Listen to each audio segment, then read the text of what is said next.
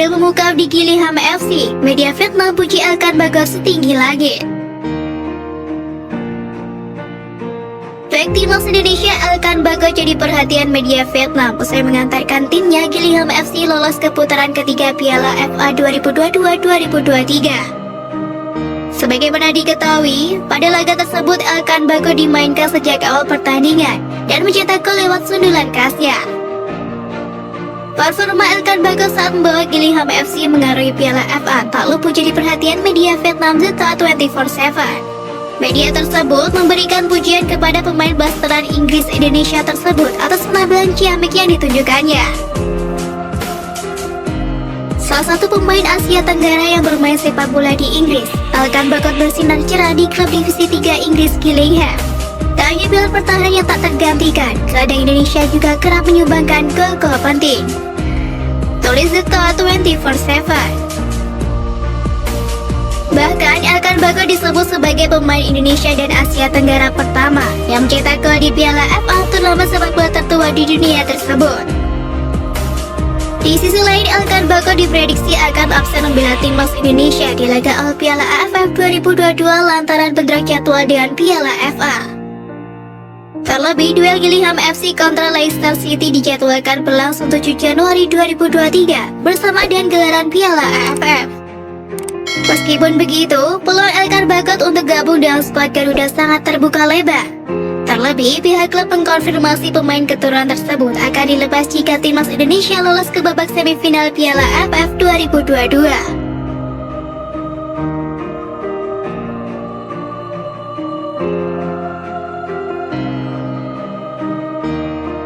Diincar klub Eropa, Sadil ditawari kontrak 2 musim sekaligus. Pemain abroad Indonesia Sadil Ramdhani dilaporkan sudah mendapatkan tawaran kontrak dari klub elit Bosnia dan Herzegovina FK Sarajevo. Kontrak yang ditawarkan berdurasi 2 musim. Informasi tersebut diketahui dari agen pemain Alexander Talpes. Klub berjuluk The Giant itu tertarik memberi kesempatan Sadil bermain di Eropa. Yang sebagai informasi, Sadil Ramdhani berstatus tanpa klub saat ini. Kontraknya dengan klub kasta teratas Liga Malaysia Sabah FC telah berakhir pada 30 November 2022.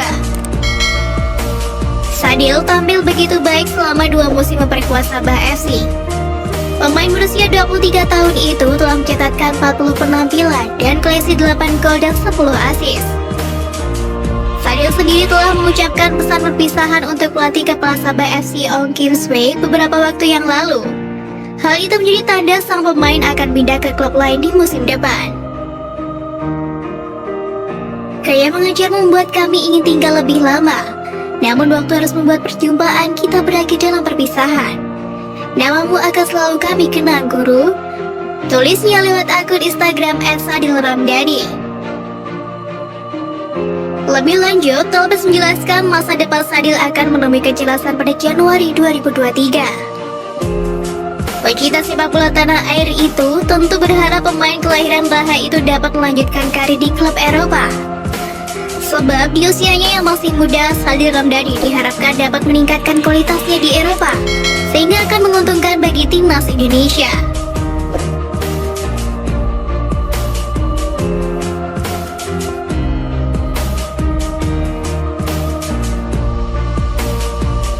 Pemain timnas Indonesia dengan caps terbanyak di Piala AFF. Pertama, Fahrudin Arianto. Bek veteran milik Madura United ini sedang diambang menjadi pesepak bola paling sering mentas di Piala AFF bersama timnas Indonesia. Fahrudin yang masuk skuad timnas Indonesia untuk memusatkan latihan baru-baru ini dalam persiapan ke Piala AFF 2022 bakal melakoni Piala AFF ke-6 sepanjang karirnya.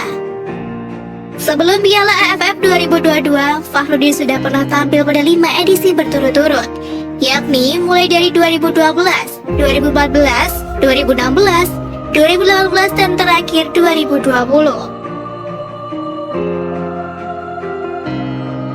Kedua, Kurniawan Dwi Yulianto.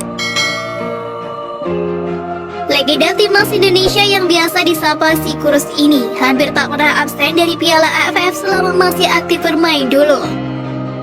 Mantan pemain PSM Makassar tersebut 5 kali terjun di ajang Piala AFF, yakni mulai edisi 1996, 1998, 2000, 2004 hingga 2006. Ketiga, Bambang Pamungkas. Dikenal sebagai salah satu penyerang legendaris milik timnas Indonesia, Bambang Pamungkas tercatat mentas dalam 5 edisi Piala AFF. Sosok yang biasa disapa BP ini pertama kali tampil membela Merah Putih di Piala AFF 2000, lalu pada edisi 2002, 2008, 2010 dan terakhir 2012. Dari 5 edisi itu, Bambang Pamungkas paling moncer di Piala AFF 2002 dan menjadi top skor lewat torehan 8 gol. Keempat, Firman Utina. Piala AFF 2004 memunculkan nama Firman Utina sebagai salah satu pemain muda berbakat timnas Indonesia. Setelah Piala AFF 2004, Firman Utina tercatat kembali membela timnas Indonesia di Piala AFF edisi 2008, 2010 dan terakhir di Piala AFF 2014. Kelima, Buas Solosa.